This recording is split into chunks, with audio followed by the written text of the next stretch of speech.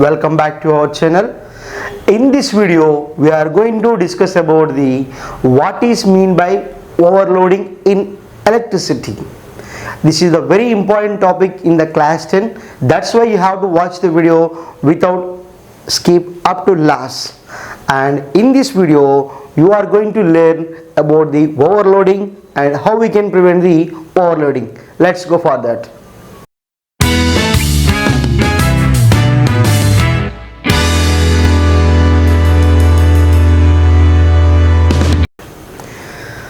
In our daily life we can listen this type of word, what is overloading.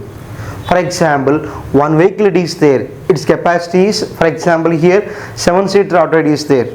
It means that what the capacity of auto is to sit the only 7 members, and for a bike only 2 members you have to engage the bike with the bike.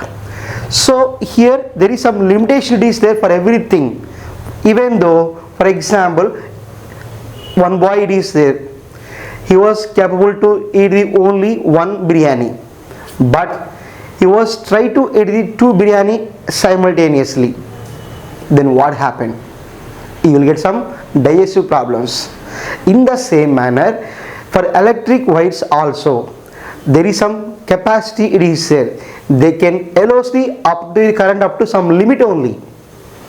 Beyond the limit, if you can send the excess current, they are unable to protect the devices.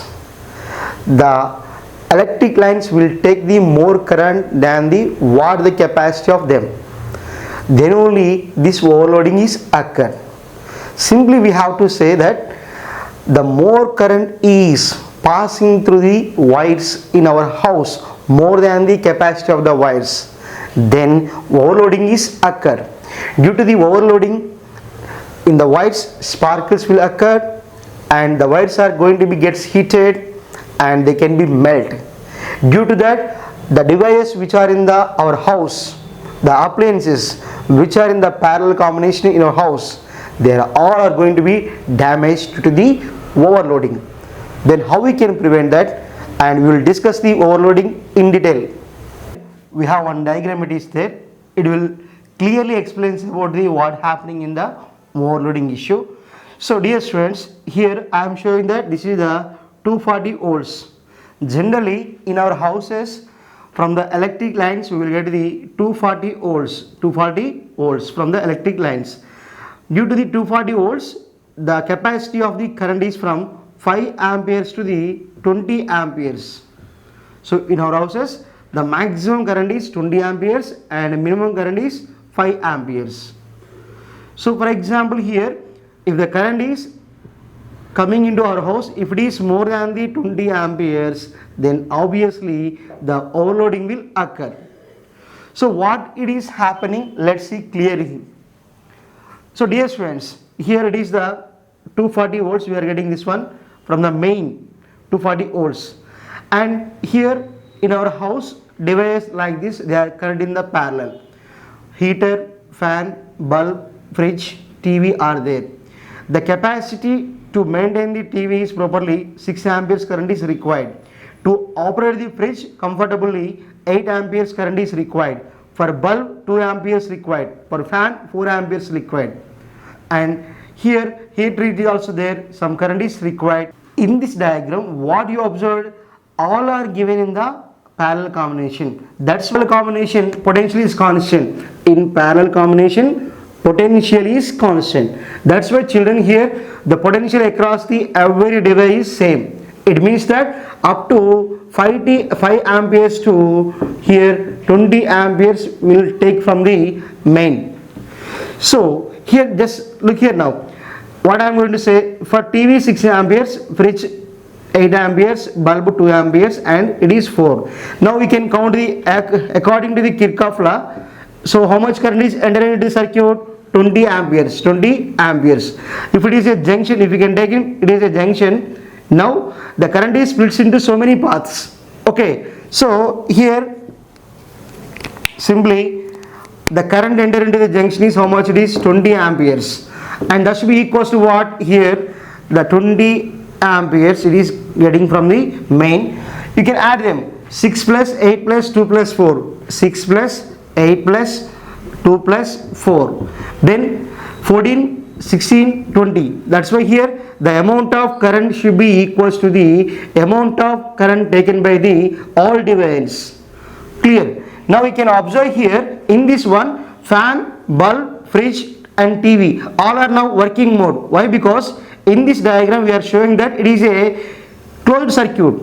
You can observe here it is heater for that device, the switch is open. It means that it is the open circuit. There is no current is passing through the heater. But you can observe here for all the devices, all are in S, in like a closed circuit. That's why now fan, bulb, fridge and TV are on working condition, but heater is not on working condition. So even though heater is not working, but the remaining all devices are taking the 20 amperes current. Just now what we discussed. According to Kirchhoff's first law, how much current is entering, that should be shared by the how much current is shared by the all devices. So 20 amperes is coming from the main and 20 amperes already shared. So if the heater is now it is switched on like this. If it is closed, what happen? For example, I am going to say for heater 9 amperes it is required, 9 amperes, or you can take some 10 amperes required. Clear? So now it means that the circuit wants to more 10 amperes. Actually what capacity? 20 amperes. In addition to that 10 more amperes is required. Then the burden must be taken from the here 240 volts. But not sufficient. That's why all the devices must be wants to take the more current. So that's why the overloading is occur. Got my point? In any household circuits, when we can switch on the all the devices simultaneously, then the amount of current required is more than the what the sent by the main. In this time, everyone must be wants to take the current from the main. Then automatically there is some burden is put on the main. Due to that, all the wires are gets heated and all are going to be melt. Due to that, all the devices are going to be damaged. That is what you have to say actually overloading. So the sudden rise in the current, or if the voltage is suddenly increased, if the voltage is suddenly increased from the electric poles, then also it is happening.